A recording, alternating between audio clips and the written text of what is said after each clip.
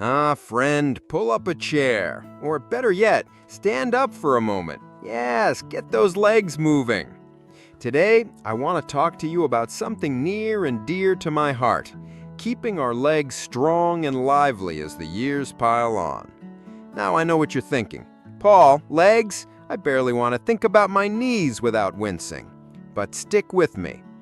Because this isn't some torture session, it's a little ritual, a 5-minute promise to yourself that your legs won't quit on you anytime soon.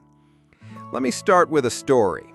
A few years ago, I was at the grocery store, minding my own business, trying to reach a bag of rice on the bottom shelf.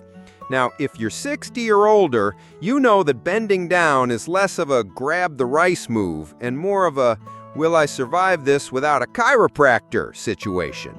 I leaned down, grabbed the bag, and when I tried to stand up, well, I felt like a rusty robot. My knees protested, my back said nope, and I had to grip the cart like it was a lifeline. And just then, this young woman passes by, looks at me, and says, "Sir, do you need some help?" I wanted to tell her, "No thanks, I'm just auditioning for the role of Old Man Clumsy in the next action flick." But instead, I smiled and said, "I'm good, thank you." That moment stuck with me. It wasn't the embarrassment, well, maybe a little, but it was the realization that my legs were not what they used to be. These were the legs that once sprinted after a bus, danced through late nights, and even chased my dog when he stole my slippers. Now they felt like old friends who needed a little wake-up call. So that night, I looked at those legs.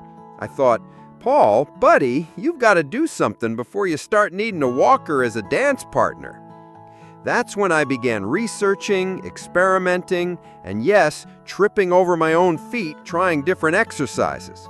Squats that made me sound like a foghorn, yoga poses where I ended up tangled like a pretzel, and some mysterious gym machines that looked like medieval torture devices.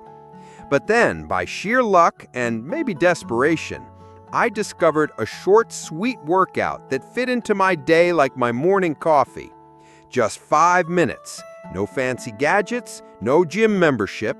Just me, my chair, and a determination to keep moving.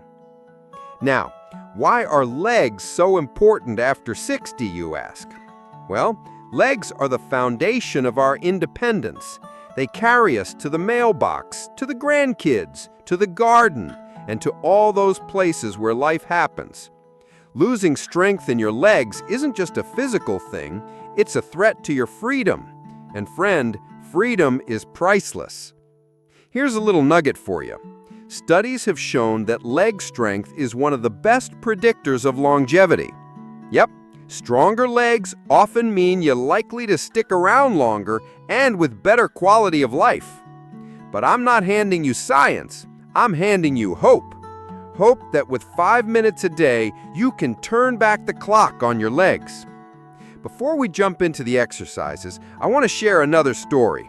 My good friend Joe. You remember Joe, don't you? Old war horse, sharp as a tack. But lately, he'd been less like a horse and more like a tired mule. One afternoon, Joe told me he was scared to walk. Said he felt unsteady, and every step was a gamble. That hit me hard, because fear is a sneaky thief. It steals your confidence and your willingness to move. And when you move less, your legs weaken more, and the cycle spirals. So, I invited Joe to join me for this 5-minute leg workout. At first, he was skeptical. "Paul, this looks too easy," he said. But 2 weeks later, Joe was striding through his garden like he'd found a new lease on life. He even joked that he might enter a senior race. I told him to start small, maybe a race to the fridge. This is the beauty of this workout. It's simple but powerful. It works with your body, not against it. It builds strength, improves balance, and gets the blood flowing. All right, friend, I promised you the workout, so here we go. But first, a quick warm-up because we seniors need to ease into these things like fine wine. Warm-up. March in place for 1 minute. Stand tall, feet hip-width apart. Start marching gently, lifting your knees just enough to feel the muscles waking up. Swing your arms naturally and breathe easy. Imagine you're in a parade, the Grand Marshal of the Still Got It Club. This gets your heart pumping and your legs ready for action. I once did this warm-up in my kitchen while waiting for toast. My neighbor saw me through the window and thought I was auditioning for Dancing with the Stars Senior Edition. I didn't correct her. Friend, if you're smiling, you're already winning. Before we continue, let me plant a little seed in your mind. These 5 minutes aren't just about your legs. They're about taking charge, proving to yourself that age is just a number and that your best years are still ahead. If you're feeling that spark, hit the like button. Share this story with a friend who needs a little encouragement. And don't forget to subscribe, because we've got many more stories, laughs, and tips coming your way. Now, ready for the real work? Let's go! I'm glad you're still here, because this is where the rubber meets the road. Or should I say, where the legs meet the floor. By now, you're warmed up, feeling good, maybe even a little jazzed. I hope so, because these next 5 exercises are the core of the magic. They're simple, effective, and best of all, they respect your body's pace. Let's start with the queen of leg moves. Number 1, sit to stand. Find a sturdy chair. None of those fold-up flimsy ones that threaten to betray you at any moment. Sit with your feet flat on the floor, about hip-width apart. Now, lean forward a little, plant your feet firmly, and stand up using your leg muscles. No hands cheating allowed. Then slowly sit back down. Do this over and over for a minute. At first, you might sound like a creaky door, but trust me, that's just your muscles waking up. Why do I love this move? Because it mimics one of the most important motions in everyday life, getting up from a chair. When you master this, getting off the couch after binge watching your favorite shows won't feel like a wrestling match. One day, I tried to show off this move to my granddaughter. Midway through, I lost my balance, and let's just say the chair got an unexpected hug. The kid laughed so hard I thought she'd cry.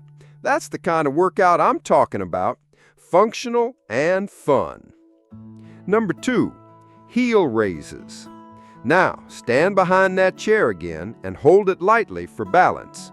Slowly lift your heels off the ground, standing on your toes. Hold for a second or two, then lower back down. This wakes up your calves, those little powerhouses that help keep your balance and push you forward when you walk or climb stairs. When I first started these, I felt like I was on tiptoes at a jazz club. I half expected someone to shout, "Dance, Paul, dance!" But no, just me and my wobbly calves. Number 3, leg extensions. Back to the chair. Sit with your feet flat on the floor. Extend one leg straight out in front of you. Hold for a count of 2, then slowly lower it back down. Switch legs and keep alternating. This targets your quadriceps, the big muscle in front of your thigh. Keeping those strong means walking, climbing stairs, and even standing up feels easier. I have to admit, sometimes I get distracted mid-move and start wondering if my legs look like they used to in my 20s. Spoiler, they don't, but they feel stronger, and that's what counts. Number 4, side leg raises.